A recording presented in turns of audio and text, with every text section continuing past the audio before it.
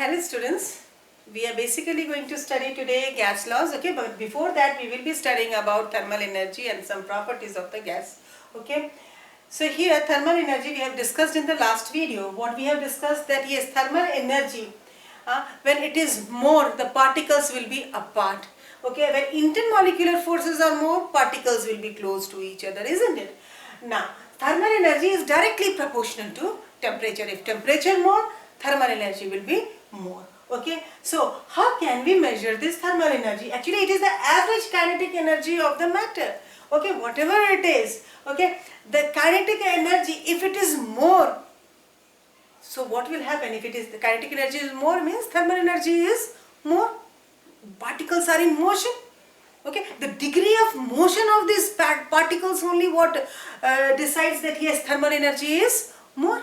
Okay, so what happens, this average kinetic energy of the particles of the matter is responsible for movement of the particle, and that is the thermal motion we are saying. It means what, the particles is more, if its kinetic energy is more, if its motion is more, naturally they will move very fast, determining what, the thermal motion, and that is known as only thermal motion, because if temperature is more, naturally the particles will move more fastly. If the thermal energy or the temperature is less, what will happen, the particles will move slow. Now let us revise the properties of the gases. Okay, gases, their particles are too far apart, isn't it?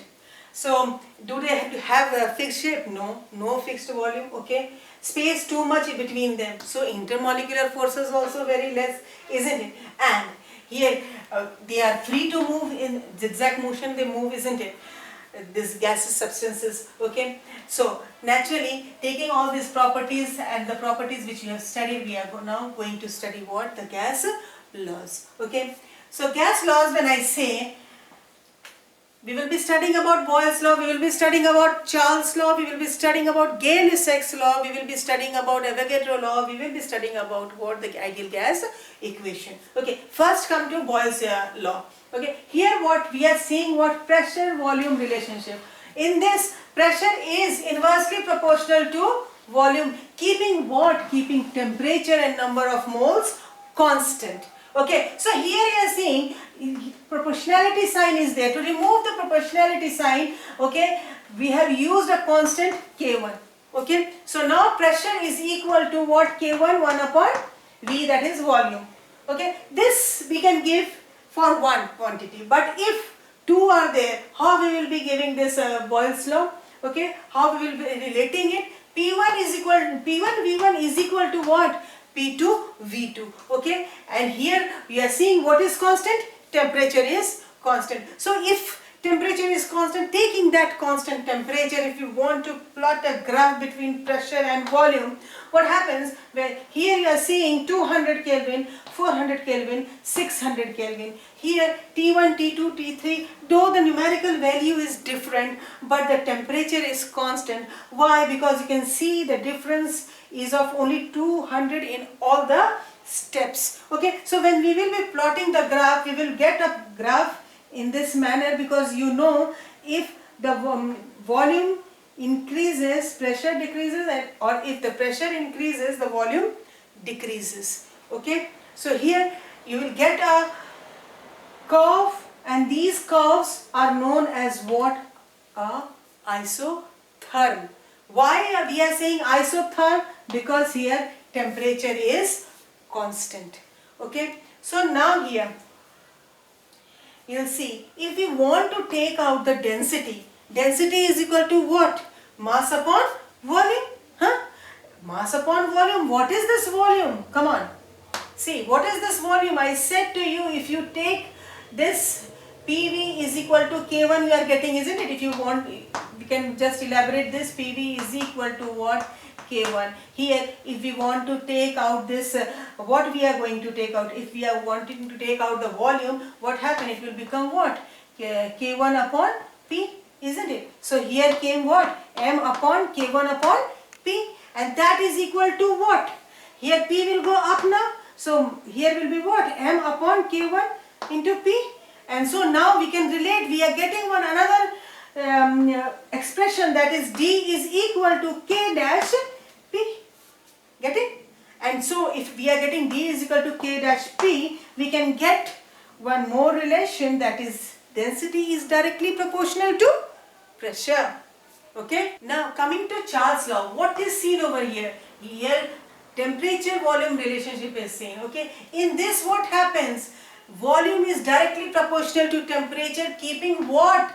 Pressure constant. Okay. So here we are removing this proportionality sign. So V is equal to K2T, where K2 is a constant. Okay, so now if the quantity is 1, we say volume is equal to K2 into T. But if we have two quantities, how we will be writing these equations of Charles' law? V2 upon V1 is equal to T2 upon T1. Now yes, we are saying what here? Pressure is constant. So here we are taking three values of pressure, in which the value remains the constant only, because it goes on increasing what? Constantly with a specific number. Okay, so here you see what happens. If we are plotting a graph with temperature and volume, you can see the graph how it is coming, isn't it? In this you are seeing that we are saying this type as a isobar. Why? Because here pressure is kept constant.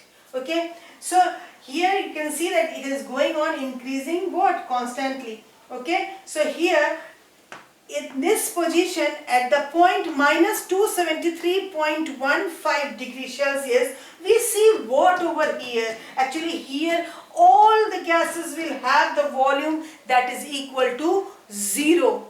Okay, so here at minus 273.15 degrees Celsius, it is known as absolute zero, because here all will have the same value, that is of volume, that is equal to 0, and thus it is known as what? 0 Kelvin. After this only what happens? The number starts increasing and the value in the Kelvin also starts increasing.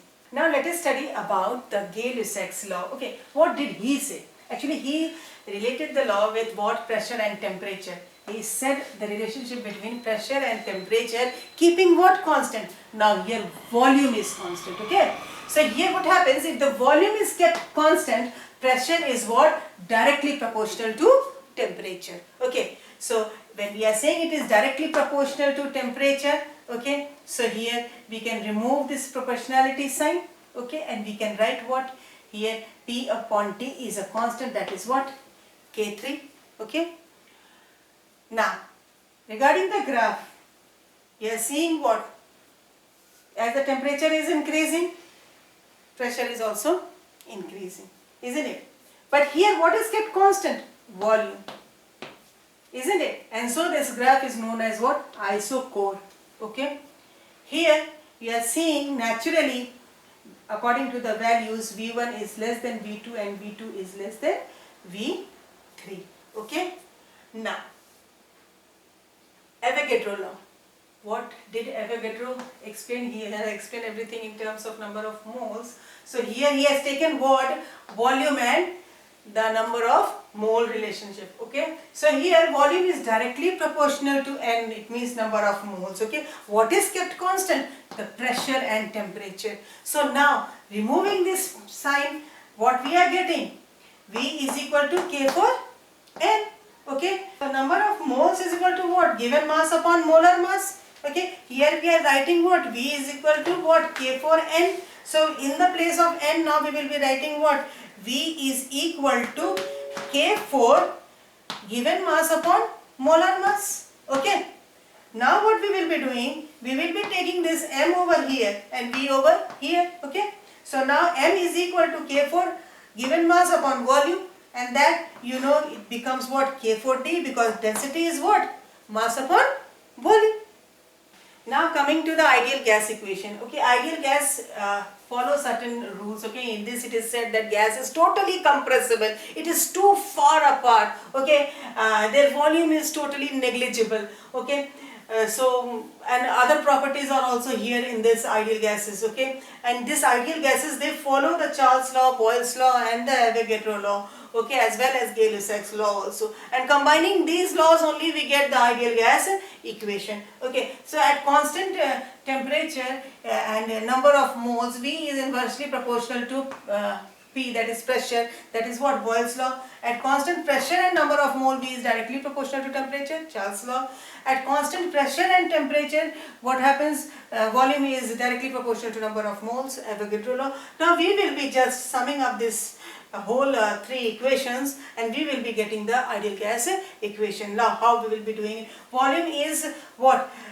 Directly proportional to N, number of moles, into temperature upon pressure. We have got from here only, isn't it? Now removing this proportionality sign, okay, we get volume is equal to R N T upon P. R is what? It is the universal gas constant. Okay, so R, when we are taking out this, V is equal to R N T upon P. Now if we want to take out R, that is the universal gas constant, it is taken out by PV upon NT. Okay, so PV upon NT we are getting. So we can write PV is equal to what? nRT, isn't it? So PV is equal to nRT, and that is the ideal gas equation. Okay, for 1 we can be writing PV is equal to nRT. Another quantity is there. How we will be giving this equation? P1 V1 upon T1 is equal to P2 V2 upon T2. Now how is density and molar mass related? Okay, so for this let us understand number of moles upon volume is equal to P upon RT. Okay, we are getting from where? PV is equal to nRT, only this. Okay, so here what happens when we try to explain what N is number of moles, that is given mass upon molar mass, you all know, isn't it? So now here given mass upon molar mass, I have put the value of N over here, M upon M, and then V. Okay, so when we are writing this, so mass upon volume becomes what? Density, that is equal to P upon RT. Okay, so density upon molar mass is equal to what? P upon RT. So molar mass is equal to what? dRT. You can see from here, isn't it? dRT upon what? P. So we get another expression for molar mass. If density is given, you can calculate it, or if all the values are given, you can also calculate the density. Okay, so this is all for today. Hope you all might have understood. Okay, good day, take care.